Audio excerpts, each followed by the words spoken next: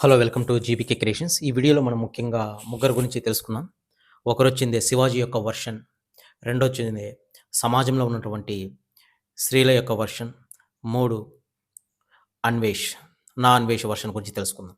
అయితే ఇక్కడ మెయిన్‌గా మాట్లాడాల్సిందేంటంటే అయితే ఇక్కడ మనము మెయిన్‌గా టార్గెట్ చేయాల్సిందేంటంటే, నేను ఈ వీడియోలో ఎక్కడ కూడా సరే స్త్రీల గురించి ఎటువంటి అనుచితమైనటువంటి వ్యాఖ్యలు చేయడం లేదు.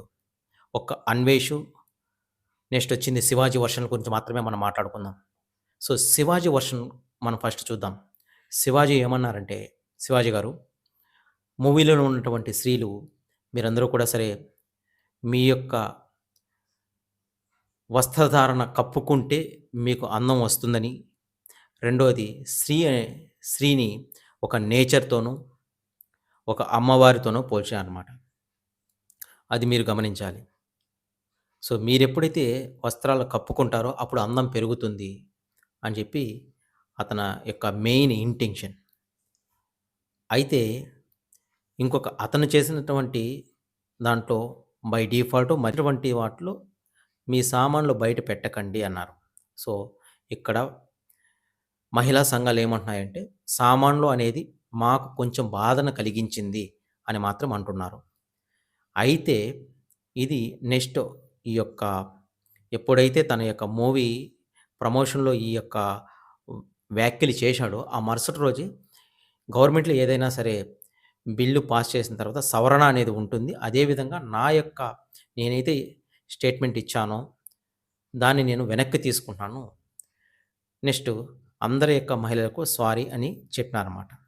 సో, ఎప్పుడైతే తను చెప్పిన తర్వాత సో, వన్ ఆఫ్ అయితే ఈ మధ్యలో అన్వేష్ అనేటువంటి అతనికి ఒక 1,000,000, 2,000,000 సబ్‌స్క్రైబ్ దాకా ఉన్నారు. ఎంతమంది ఉన్నారో నాకైతే తెలీదు. సో, అయితే ఇతను ఫేమస్ యూట్యూబర్ అనమాట. ఒక దేశం నుంచి ఇంకో దేశానికి ఎప్పుడు కూడా సరే తిరుగుతూ ఉంటాడు. అయితే ఇతని యొక్క వ్యాఖ్యలు ఎట్లుంటాయంటే, ఇతను తను చెప్తా ఉంటే తనే టాప్. ఇంకెవ్వరు కూడా సరే తనకంటే తోపు లేరు అనే విధంగా మాట్లాడుతూ ఉంటాడు. ఇతను ఏ దేశానికెళ్ళినా సరే, నేనిక్కడ బ్యాటింగ్ ఆడినాను. ఇక్కడ పిచ్ బాగుంది. నేను మంచి ఆటగాడిని. సో, మరి దేంట్లో ఆటగాడో నాకైతే తెలీదు. ఇక్కడ మంచి పిచ్ బాగుంది. మరి ఏ పిచ్చో నాకైతే తెలియడం లేదు. సో, ఇలాంటివంటి ఎక్కడ వెళ్ళినా చౌక, చౌక, చౌక. సో, ఇలాంటివంటి మనస్తత్వం కలిగినటువంటి వాడు అవినాష్. సో, ఇతను మన గరికపాటి నరసింహారావు గారి గురించి, సీతా, ద్రౌపది, హిందూ దేవుళ్ళ గురించి, హిందూ దేవాలయాల గురించి, హిందూ దేవాలయం మీద చిత్రాలొచ్చిందే బొమ్మలు విప్పుకొని ఉంటాయనేసి, ఆ! మీరెందుకు మమ్మల్ని ఇప్పుడు కప్పుకోమంటున్నారనేసి మాట్లాడారు. అసలు గరికపాటి నరసింహారావు శతావధాని, అష్టావధాని. వేసేటువంటి అన్ని కనపడేలాగా పై దాని మీద ఓ నినాదం ఇంకా అవతల వాడు ఎలా అవుతున్నాడు 18 ఏళ్ల వాడు 55 ఏళ్ల వాడు మేమే ఆగలేము. పంతులు గారు మేము ఒట్టకాలు కట్ చేసేస్తే ఆగుతారు మీరు. చీరలోను మీ అందం నిండుగా కప్పుకునే బట్టల్లోనే ఉంటుంది తప్పితే సామాను కనపడే దాంట్లో ఏం ఉండదు. నువ్వు వేదాలు, రామాయణ, మహాభారతాలు అన్నీ చదివినటువంటి వ్యక్తి. అతని యొక్క కొడుకులో సగం వయసు కూడా ఉండదు నాకు తెలిసి. హ్మ్. మనం మన యొక్క స్టేటస్ ఏంది అని మనం ఊహించుకోలేం ఒకరి గురించి మాట్లాడేటప్పుడు. సో, వీళ్ళిద్దరూ పెద్దవాళ్ళే. శివాజీ గారు గాని, ఇట్లా గరికపాటి నరసింహారావు గారు గాని. కానీ వాళ్ళు సమాజంలో ఒక తండ్రి పొజిషన్‌లో ఉండి చెప్పాల్సింది చెప్పినారు. సో, ఏ విధంగా చెప్తే నాకు ఇంత వయసుంది. నేనే చలించేలాగున్నానమ్మా.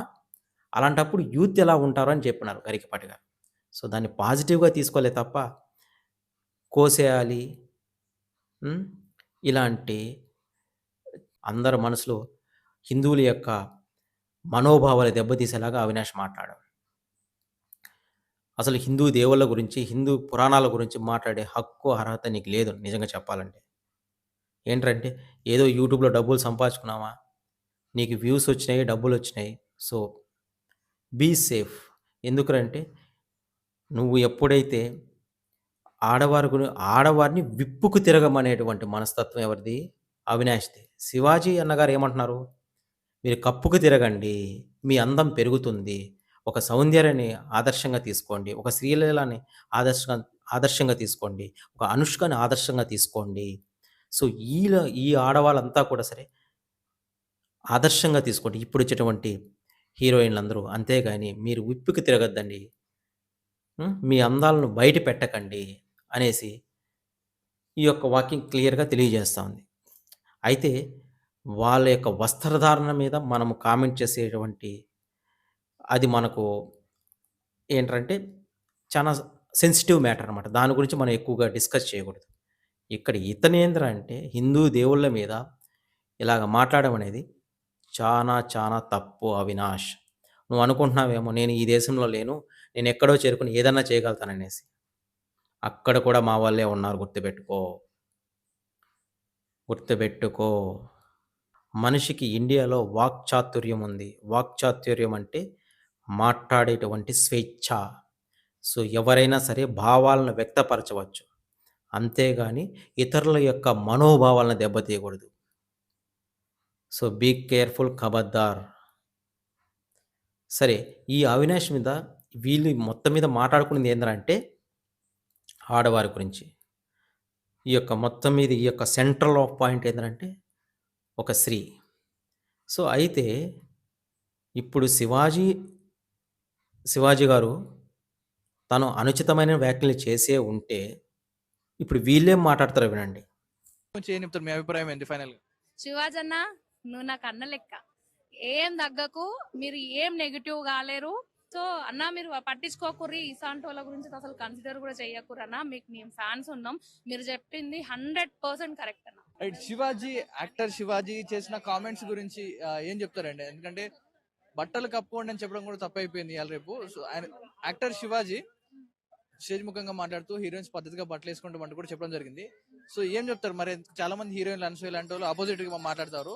సో శివాజీకి మీరు మద్దతు ఇస్తారా? ఎలాంటి మాట్లాడతారు? అని చెప్పిన బాగుంటదండి. పద్ధతిగా ఉంటామంటే తప్పులేదు కదా. విన్నారు గదా! సో, ఇది స్త్రీల వర్షన్ నుంచి. సరే, ఇప్పుడు అవినాష్ గురించి తను చేసిన వీడియోలో కింద పతనం ఇప్పుడే స్టార్ట్ అయ్యింది అవినాష్. నువ్వు మూలాలు మర్చిపోయినావు. నువ్వు ఎంత ఎత్తుకెదిగినా తిరిగి కిందకి రావాల్సిందే గుర్తుపెట్టుకో. నువ్వు సింపతి కోసం మాట్లాడొద్దు. గుర్తుపెట్టుకో. వీడియో వైరల్ కావడం కోసం నువ్వు పిచ్చి చేష్టలు చేస్తే నీకు పరిణామాలు డిఫరెంట్‌గా కనిపిస్తాయి. గుర్తుపెట్టుకో.